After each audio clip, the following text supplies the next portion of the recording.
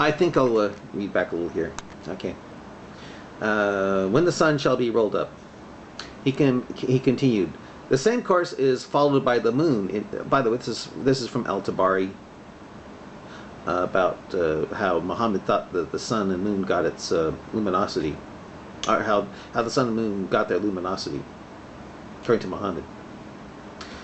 The same course is followed by the moon in its rising, its running on the horizon of the heaven, its setting, its rising to the highest seventh heaven, its being held underneath the throne, its prostration, and its asking permission.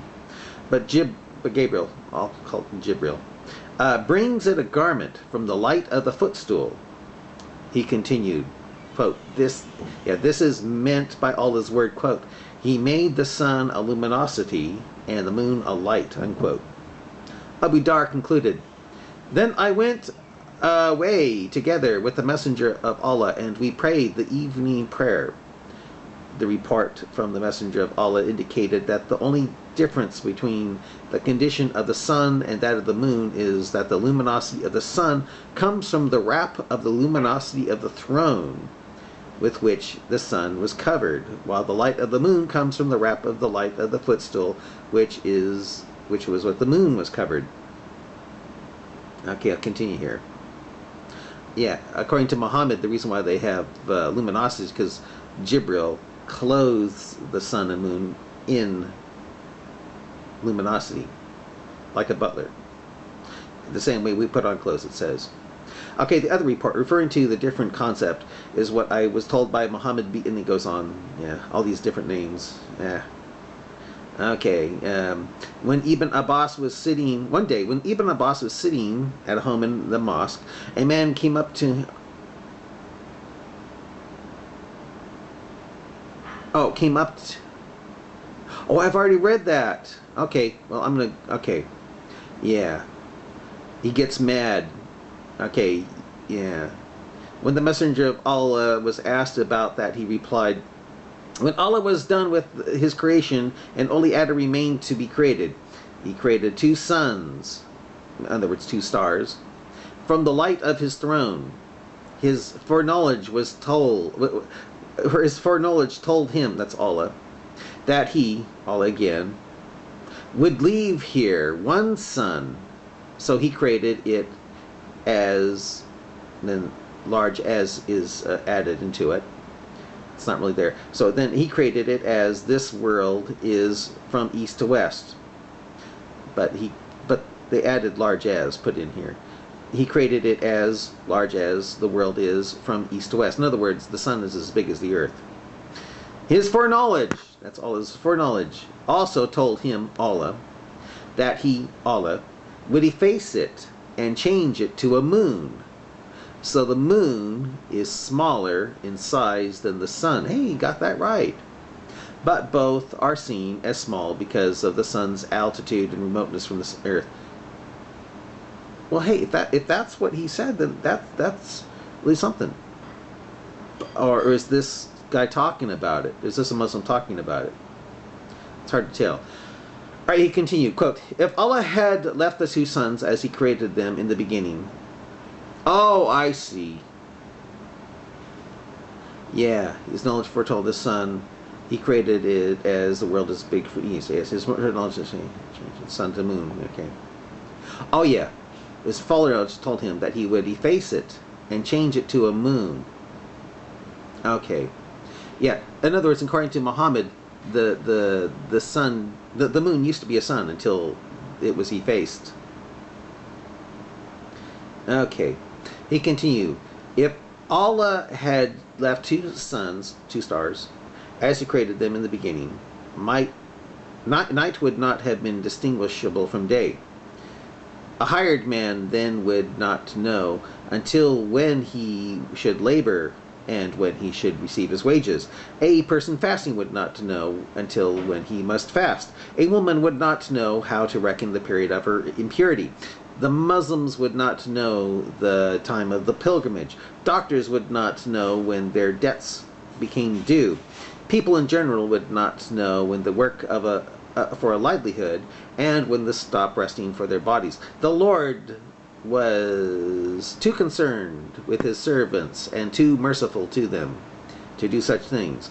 He thus sent Jibril to drag his wing 3 times over the face of the moon, which that time was and it says, which that time was a sun, a star.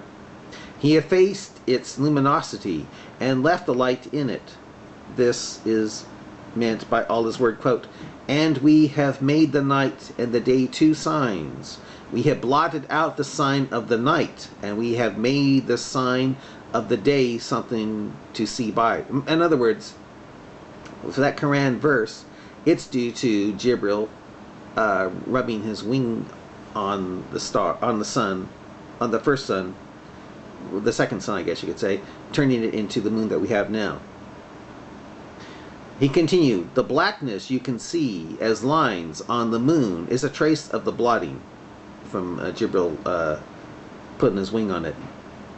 Allah then created the sun, a chariot, with 360 handholds from the luminosity of the light of the throne, and entrusted 360 of the angels inhabiting the lower heaven with the sun and its chariot, each of them gripping one of those handholds. Boy, that really sounds scientific, doesn't it? Woo! He entrusted 360 of the angels inhabiting the lower, heaven with the moon and its chariot, each of them gripping one of those handholds. Then he said, quote, for the sun and the moon, he created easts and wests, positions to rise and set, on the 2 sides of the earth and the 2 rims of heaven. 180 springs in the west of black clay, that is meant by Allah's word, saying, quote, he found it setting in a muddy spring, unquote, meaning by muddy, hania, black clay. And 180 springs in the east, likewise of black clay, bubbling and boiling like a pot when it is boiled furiously.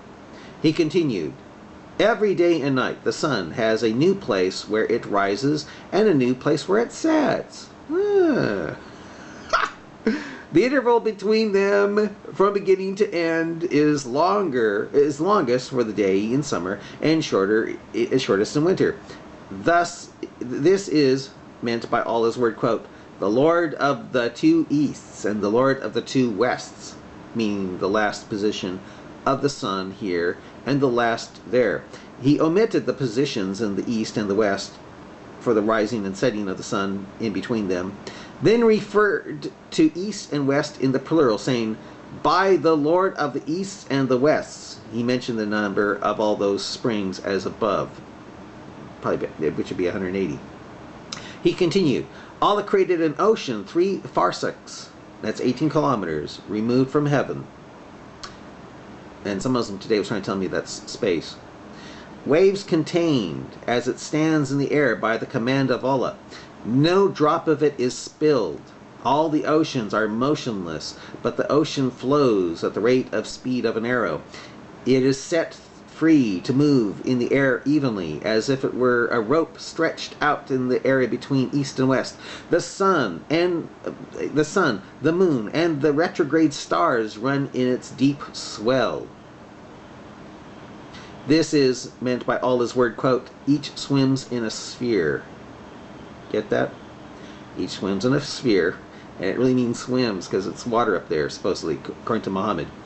The, quote, sphere, unquote, is the circulation of the chariot in the deep swell of that ocean by him, Allah, who holds the soul of Muhammad in his hand. If the sun were to emerge from the ocean, it would burn everything on earth, including even rocks and stones. And if the moon were to emerge from it, it would afflict by its heat the inhabitants of the earth, such an extent that they would worship gods other than Allah. So the moon is hot also. It's not reflecting the sun, the sun's light. It's hot also, according to Muhammad. The exception would be those of Allah's friends, whom he would want to keep free from the sun. Okay, there's more, but I think I'll make a new video for that one.